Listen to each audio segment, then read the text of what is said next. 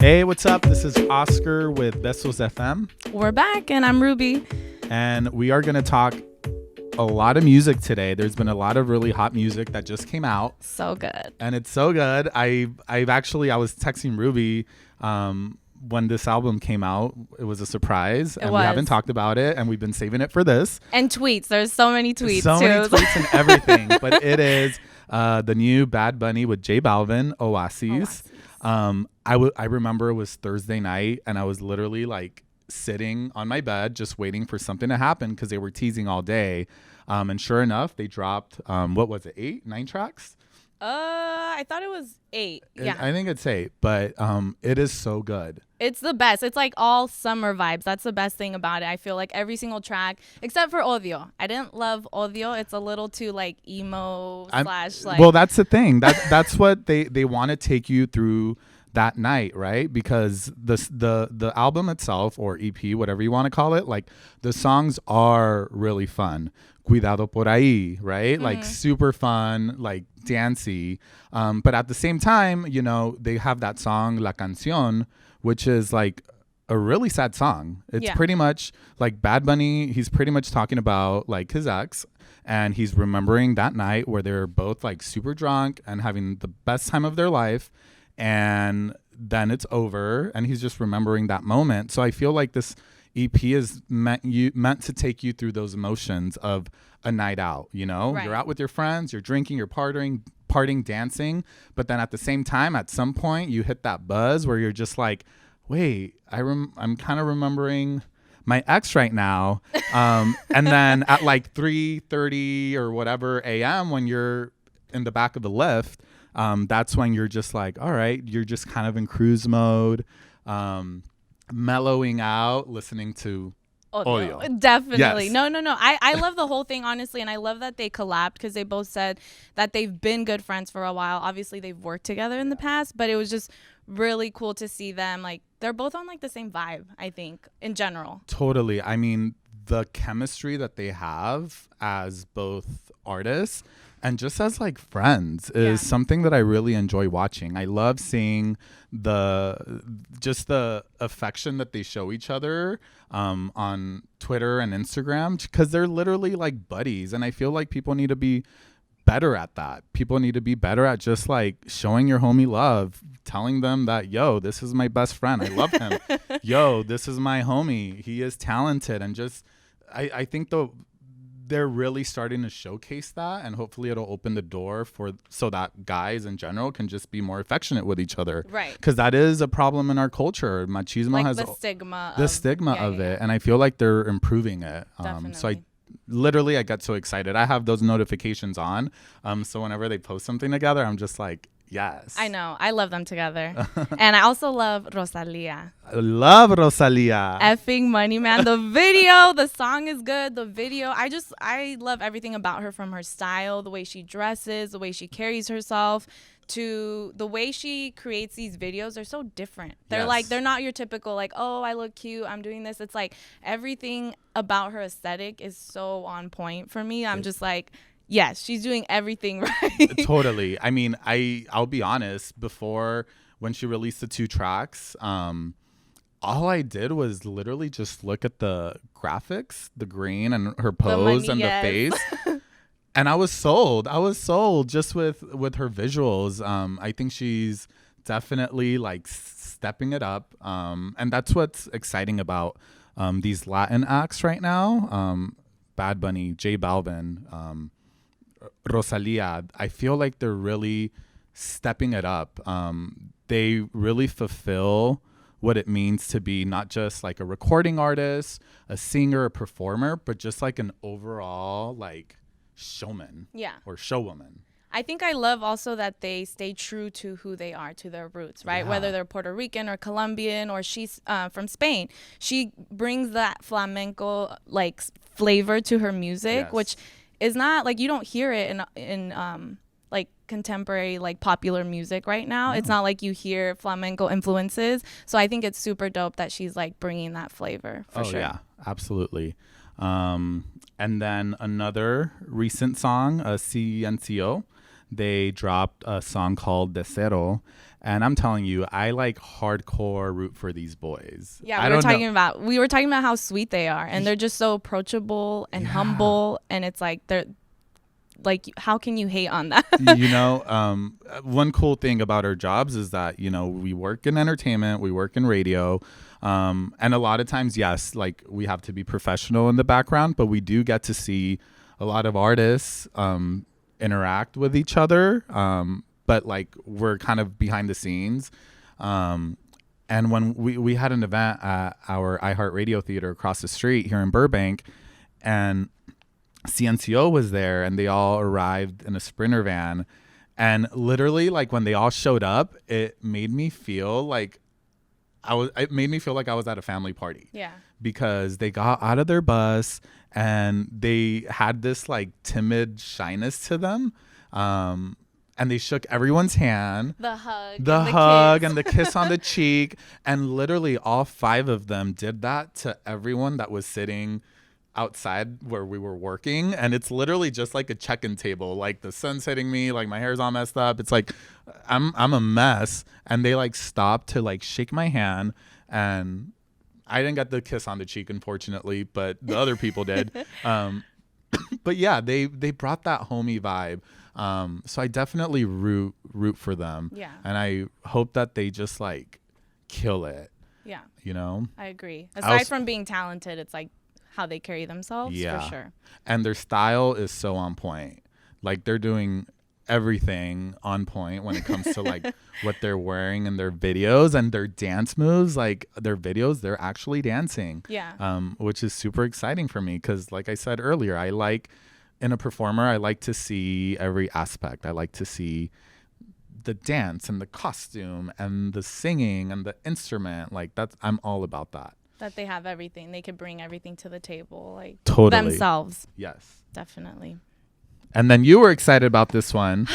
And more Bad Bunny. Galleita. I mean, how can you go wrong with that song? It's so good. The beat, the everything. I'm like, that is the summer song for sure. If you aren't listening to it, that's the one.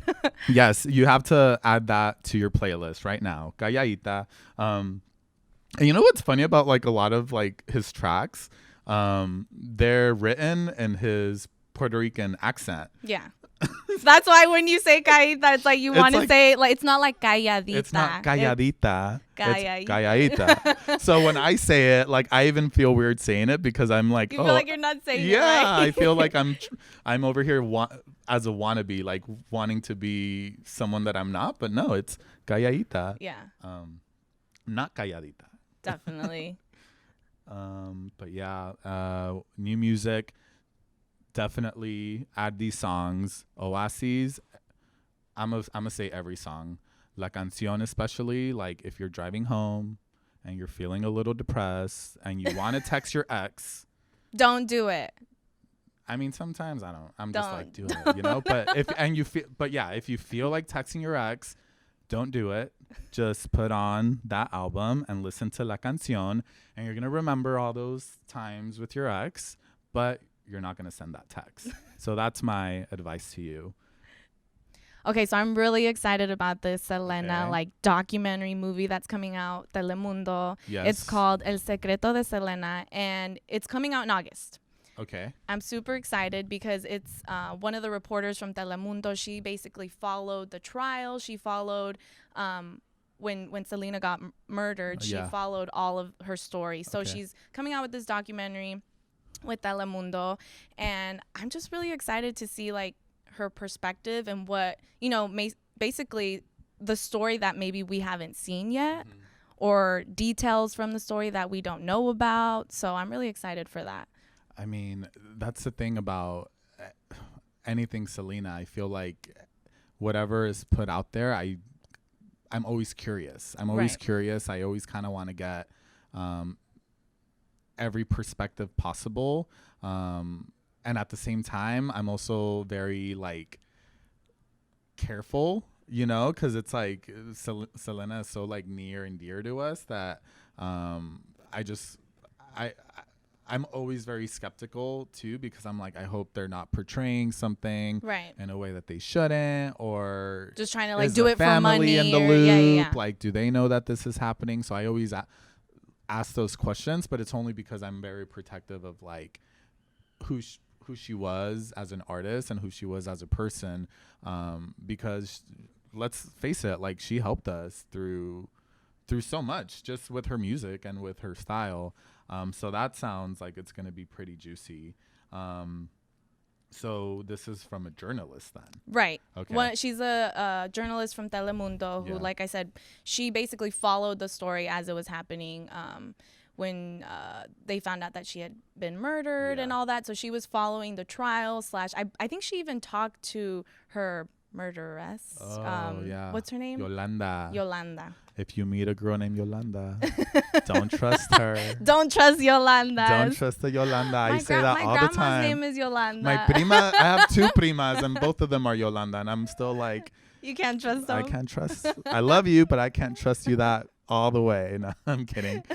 Wait, so how old were you? Like, do you remember when it all happened? No, I was like way too young. Yeah, definitely. But I grew up loving her, and obviously the movie with J-Lo was like where I was like, because that to us was like, that's how we got familiar with her, because it was a popular movie. It was a huge movie, you know? So, but I didn't when it was happening, I was too young. Yeah. So I always find that so interesting too, you know, like her fan base now, right? It's 2019. It's been how many years later? Like she literally has fans that were born in the 2010s, you know, and they're little kids right now and they're growing up with her. So I always find that very interesting. The fact that like, cause I do remember when it happened. I remember it was all over the news. But I find it so interesting how like, you know, she's becoming, if not already, like the Elvis, you know, like an Elvis, just an overall household name. Yeah, she's like forever immortalized. I think one of the schools here in East LA, they did a whole like it was like a festival that they did, and it was little kids, literally TK and kindergarteners dressed as Selena, and their teachers would like introduce them to the music, to her story, and so it's like she's still, you know, current and relevant, and I think she always will be, especially in like the Latino community. Oh yeah, totally. Yeah. Well, you know what else the Latino community loves? Conchas. Wait, that's my grandma. That was my grandma's name, Concha. Conchita? Do they call her Conchita? Well, it was funny. Like I remember growing up, anytime like we had conchas or someone brought conchas over, my grandpa would always be like, "Ya de conchas estoy cansado," because his wife's name was Concha. But I'm not talking about my grandma. I'm talking about conchitas, the we pan eat dulce. with our coffee and our leche.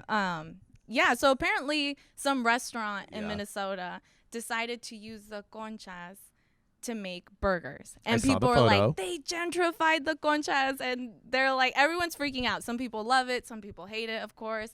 I think whatever, if it's good and you like it, then go for it. Like it's food. You know, like you said, there's fusion everything now. Yeah, I just feel same. I just feel so in the middle. Like I think I am, when it comes to this type of stuff, I am in the middle.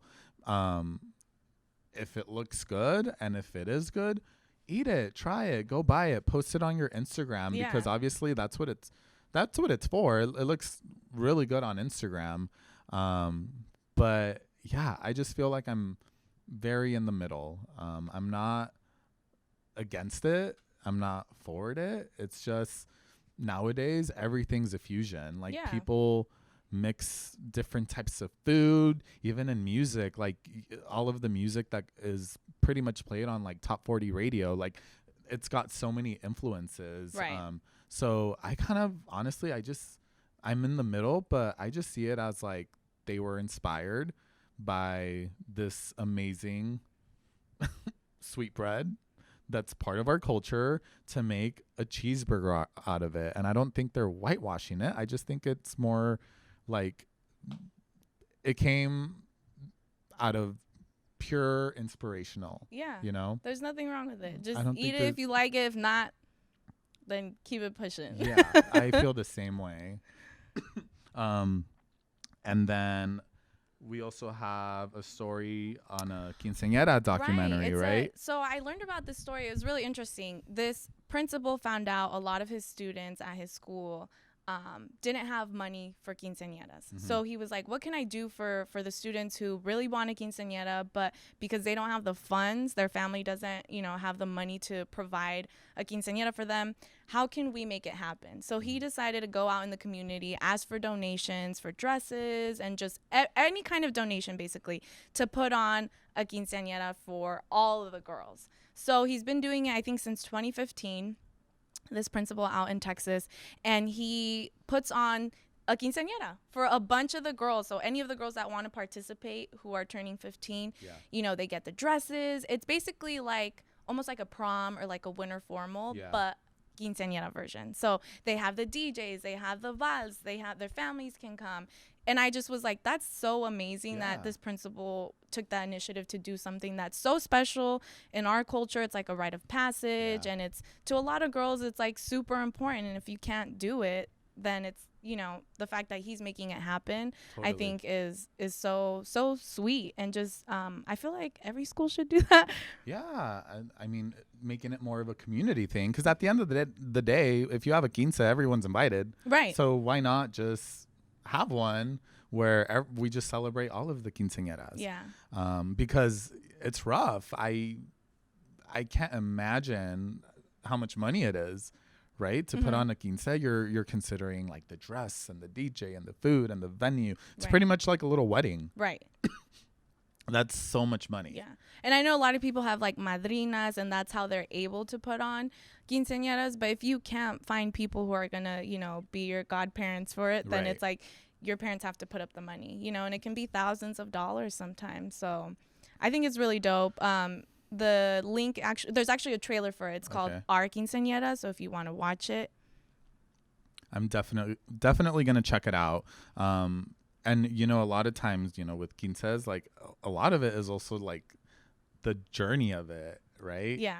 Just planning it, going to practices. Did you ever have one? No, I didn't. My sister did, but I didn't want one. All right. Local events. So this weekend, I guess we should just. We're sticking on the Concha topic. Sticking on the Concha topic. There's a Concha Con in downtown Los Angeles, and it's all things conchas. So what they're doing. It's at La Plaza in downtown LA. I'm sorry. I have this cough right now. I swear I need like Vaporu or something. Oh no, get the Vicks. Someone get the Vicks. I know, someone get the Vicks. Get the Vaporu. I need the Vaporu. But yeah, it's this Saturday in downtown LA.